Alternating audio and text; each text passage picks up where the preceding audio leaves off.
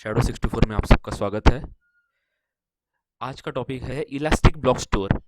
Elastic block store elastic block store मतलब अगर हमने कोई तो पर्टिकुलर EC2 इंस्टेंस क्रिएट करके रखा है।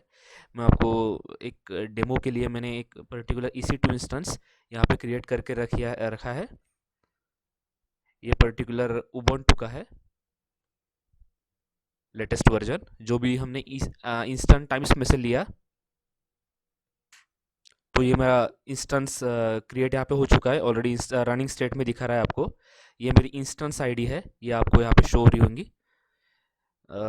अभी मैं इलास्टिक ब्लॉक स्टोर में जाता हूँ। इलास्टिक ब्लॉक स्टोर मतलब अगर मैंने कोई तो पर्टिकुलर इंस्टेंस यहाँ पे क्रिएट करके रखा है, उसको मैंने स्पेस दी है 8 से 10 जीबी की, 8 या 10 जीबी की। अगर वो इंस्टेंस का काम उसके ऊपर जाता है और इंस्टेंस को हमको लगता है कि इंस्टेंस का काम वो उसके ऊपर जा सकता है, पर हमने इंस्टेंस तो क्रिएट करके रख दिया है, काम तो शुरू हो गया इंस्टेंस के साथ, तो हम एक्सटर्नल स्टोरेज कैपेसिटी, उसको EBS वॉल्यूम, जिसको हम AWS के लैंग्वेज में बोल सकते हैं, ये इसको इलास्टिक ब्लॉक स्टोरेज वॉल्यूम भी बोल सकते हैं। हमको उसको एक्सटर्नली स्पेस अलोकेट कर सकते हैं पर्टिकुलर EC2 मशीन्स को। तो यहाँ पे मैं इलास्टिक ब्लॉक स्टोर में वॉल्यूम्स में जाता हूँ। ये आपको कहाँ दिखने मिलेगा? आप जैसे ही नॉर्मल डैशबोर्ड में यहाँ पे आप जैसे आप लॉगिन करेंगे, यहाँ पे EC2 आपको मेंशन करना है। जैसे मैंने EC2 पे क्लिक किया,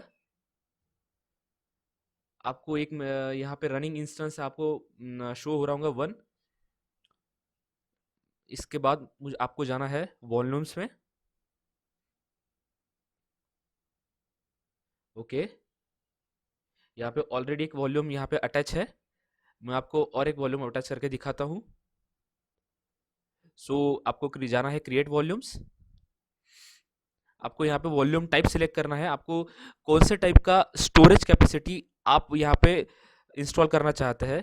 तो यहाँ पे जनरल पर्पस SSD है, प्रोविजनल IOPS SSD है, क्लाउड कोल्ड HDD है, थ्रूपुट ऑप्टिमाइज HDD है, और मैग्नेटिक स्टैंडर्ड। ये हार्ड डिस्क के types in general language, normal language में हम बोल सकते हैं। ये हार्ड डिस्क के टाइप्स है, स्टोरेज कैपेसिटी के टाइप्स है। तो मैं जनरल पर्पस SSD ही लेता हूँ, जो भी जनरल पर्पस है। यहाँ पे मुझे साइज देनी है। यहाँ पे मुझे बोला है minimum 1 GB to maximum maximum 16384। ये जनरल पर्पस SSD में मुझे मिनिमम 1 GB से लेके मैं यहाँ तक 16384 GB तक के स्पेस अलॉट कर सकता हूँ। अगर मैं यहाँ पे टाइप चेंज करता हूँ, मैग्नेटिक स्टैंडर्ड करता हूँ, तो मैं 1 GB से लेके 1024 GB तक दे सकता हूँ। हर एक स्टैंडर्ड का, हर एक टाइप का अलग अलग मिनिमम मैक्सिमम साइज होता है। तो मैं जनरल पर्पस SSD कर सकता हूँ। आप आपके यूज़ के हिसाब से कोई भी वॉल्यूम टाइप यहाँ पे सिलेक्ट कर सकते हैं। ठीक है, मैं यहाँ पे साइज एलोकेट करता हूँ 50 GB। मुझे अवेलेबिलिटी जोन सिलेक्ट करना है, मैं कोई भी अवेलेबिलिटी जोन में कर सकता हूँ। जनरली EC2 इंस्टेंस यूज़ करते टाइम पे हमने जो पर्टिकुलर VPC और सबनेट जो अवेलेबिलिटी जोन में बनाया हो, हम उसमें ही करते हैं। मैं AP साउथ 1A में करता हूँ। जनरली कोई भी EC2 या VPC में अवेलेबिलिटी जोन, कोई भी इंस्टेंस में 3 अवेलेबिलिटी जोन रहते हैं, कोई भी, जिसको 1A 1B 1C।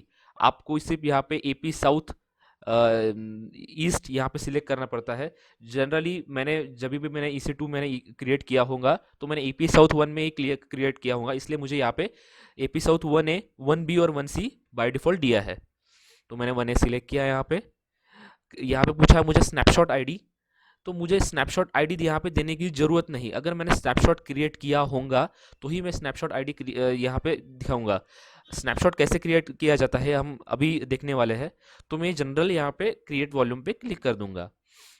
तो अभी क्या होगा है कि मेरी ये वॉल्यूम आईडी शो हुई होंगी और मुझे वॉल्यूम यहाँ पे सक्सेसफुली बताया है। तो इस पर क्लिक करता हूँ कि अब मेरा वॉल्यूम हो चुका है कि नहीं क्रिएट।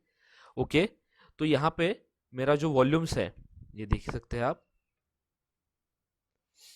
यहाँ पे मैंने पहला वॉल्यूम एक ऑलरेडी यहाँ पे था, जो भी मैंने मेरे इंस्टेंस आईडी को क्रिएट किया था। मैं इसको एक डिलीट करता हूँ। इसको डिलीट ना करते हुए हम जो हमने अभी क्रिएट किया है 50 GB का वॉल्यूम, यहाँ पे आप देख सकते हैं 50 GB हमने साइज स्पेस अलोकेट की थी। और ये करंटली स्टेट अवेलेबल दिखा रहा है, करंटली इन यूज में नहीं है। मेरा जो दूसरा वॉल्यूम है वो इन यूज में है, करंटली ये इन यूज में नहीं दिखा रहा है। तो हम इसको कैसे यूज में ला सकते हैं मैं आपको दिखाता हूँ। यहाँ पे हम सिलेक्ट करने के बाद एक्शंस में जाएंगे, यहाँ पे हम सॉरी सिलेक्ट करने के बाद एक्शंस में जाएंगे, अटैच वॉल्यूम करेंगे। यहाँ पे मॉडिफाई वॉल्यूम मतलब साइज को मॉडिफाई करना हो यहाँ से भी कर सकते हैं। क्रिएट स्नैपशॉट, स्नैपशॉट क्या होता है मैं हम अभी आगे डिस्कस करेंगे। हम इसको यहाँ से डिलीट भी कर सकते हैं। हम इसको अटैच करते हैं, अटैच किससे करना है, पर्टिकुलर इंस्टेंस से, क्योंकि इंस्टेंस को हम एक्स्ट्रा स्टोरेज कैपेसिटी यहाँ पे दे रहे हैं। तो मुझे इंस्टेंस आईडी यहाँ पे मैंने जैसे क्लिक करने में शो हो रही है। करंटली मेरे पास एक ही इंस्टेंस क्रिएटेड है जो भी रनिंग में है, इसी टू इंस्टेंस जिसको बोल सकते हैं। ये मैंने इसी टू इंस्टेंस की आईडी जो मैंने आपको अभी पहले बताई थी। यहाँ पे मैं इसको सिलेक्ट करता हूँ, डिवाइस डेव एसडीएफ, और मैं यहाँ पे अटैच करता हूँ। ये देखिए, ये जो 50 GB की जो वॉल्यूम है यहाँ पे स्टेट इन यूज में बता रहा है। ये पर्टिकुलर वॉल्यूम, ये पर्टिकुलर ब्लॉक स्टोरेज मुझे ये इंस्टेंस आईडी के साथ अटैच हो गया है। मतलब जब भी पर्टिकुलर इंस्टेंस को कैपेसिटी की हमने जब उसको इंस्टॉल करके टाइम में 8 GB दिया है, उसके बाहर उसका जब काम काम होगा, काम जाएगा, तो उसको पर्टिकुलर ये जो वॉल्यूम है ये वॉल्यूम सपोर्ट करेगा एक्स्ट्रा स्पेस देने में। 8 GB के ऊपर में 50 GB हमने इसको अलॉट किया है, तो 50 GB वॉल्यूम उसको सपोर्ट अभी एक्सटर्नली कर सकता है। इसका ये बेनिफिट होता है। तो हम नेक्स्ट टॉपिक देखते हैं, इसका स्नैपशॉट। स्नैपशॉट मतलब क्या होता है, स्नैपशॉट मतलब नॉर्मल लैंग्वेज में हम क्या बोलते हैं, डुप्लीकेट कॉपी। जो भी हम इंस्टेंस क्रिएट कर रहे हैं, जो भी हम वॉल्यूम क्रिएट कर रहे हैं, हम उसका डुप्लीकेट कॉपी हमारे पास स्टोर रखते हैं।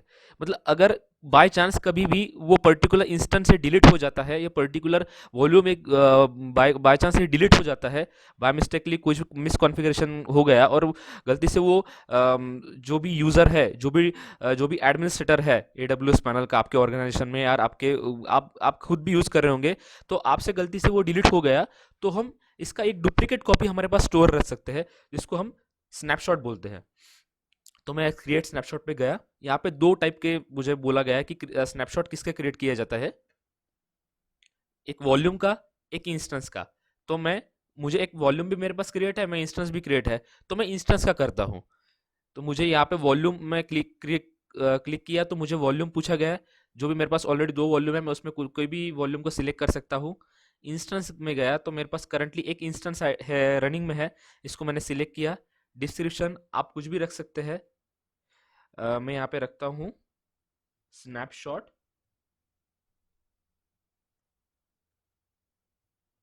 Of my instance. ठीक है, तो यहाँ पे मैं इसको क्रिएट स्नैपशॉट क्लिक कर देता हूँ। यहाँ पे मेरी रिक्वेस्ट एक्सेप्ट हो चुकी है और क्रिएट स्नैपशॉट रिक्वेस्टेड सक्सीडेड। तो यहाँ पे मैं स्नैपशॉट आईडी पे क्लिक करता हूँ और चेक करता हूँ कि ये स्नैपशॉट सच में क्रिएट हुआ है कि नहीं। तो जैसे मैं स्नैपशॉट में जाऊँगा,